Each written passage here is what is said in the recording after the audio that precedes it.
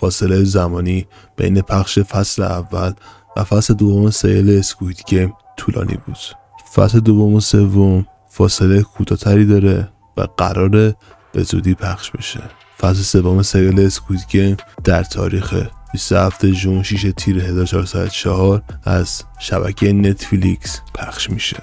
همونطور هم که میدونید سریال اسکوید گیم کلا یکی از پربیننده ترین سریال‌های شبکه نتفلیکس شناخته میشه و نتفلیکس فصل سوم سریال اسکوید گیم رو بخشی از برنامه‌های مهم سال 2025ش معرفی کرده.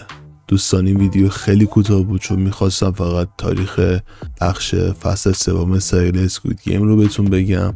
حدوداً یه هفته دیگه سریال اسکوید گیم از نتفلیکس پخش میشه و خوبیش هم اینه که کل قسمتاش قراره با هم دیگه بیاد. خیلی ممنونم که تا اینجا ویدیو من همراه بودید. خوشحال میشم دکمه سابسکرایب رو برام بزنید تا ویدیو دیگر رو از دست ندید.